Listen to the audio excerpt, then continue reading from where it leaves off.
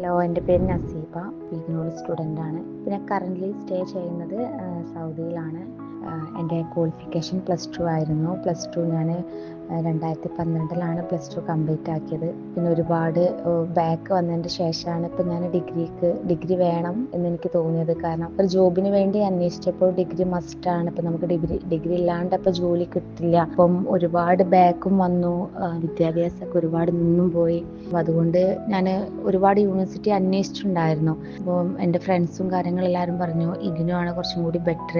അപ്പം ഇഗ്നോ ചൂസ് ചെയ്യാന്ന് പറയുമ്പോൾ അത് എങ്ങനെയാണ് പഠിക്കേണ്ടത് കാര്യങ്ങൾ എന്നൊക്കെ നോക്കുമ്പോൾ എനിക്ക് മുന്നോട്ടുള്ള വിദ്യാഭ്യാസം കുറവായതുകൊണ്ട് തന്നെ ലേൺവേഴ്സ് നല്ല ഓപ്ഷനാന്ന് പറഞ്ഞു. അപ്പം ഞാൻ ലേൺവേഴ്സിനെ കുറിച്ച് നന്നായിട്ട് അന്വേഷിച്ചു, ഡെമോ ക്ലാസ് ഒക്കെ കണ്ടു.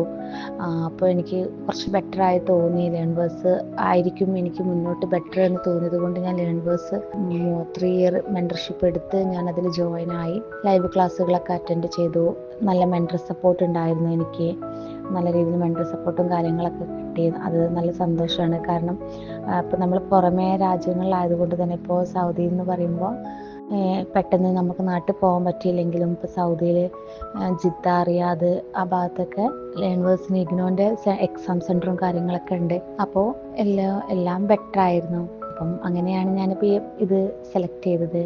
ഡിഗ്രി കഴിഞ്ഞ് എനിക്ക് ടീച്ചിങ് ലെവലിൽ പോകാൻ താല്പര്യമുണ്ട്. പക്ഷേ ഒരു ഉയർന്ന വിദ്യാഭ്യാസം എന്നുള്ള നിലക്കും കമ്മ്യൂണിക്കേഷൻ ഇംഗ്ലീഷ് കുറച്ച് ഒന്ന് ബെറ്റർ ആവാനുണ്ട്. കാരണം +2 എടുത്തത് BA ഹിസ്റ്ററി ആയിരുന്നു. അപ്പോൾ അതിൻ്റെ ഒരു മാറ്റം എനിക്ക് ഉണ്ട്. ഇംഗ്ലീഷ് ഒന്നും കൂടി ഫ്ലുവൻ്റ് ആക്കാനും നന്നായിട്ട് ഇംഗ്ലീഷ് ബെറ്റർ ആക്കാനുണ്ട്. അപ്പം ഡിഗ്രിയിലൂടെ മാത്രമേ ഇനിയിപ്പോൾ ആ ഒരു സ്റ്റേജും എനിക്ക് കടക്കാൻ പറ്റുള്ളൂ.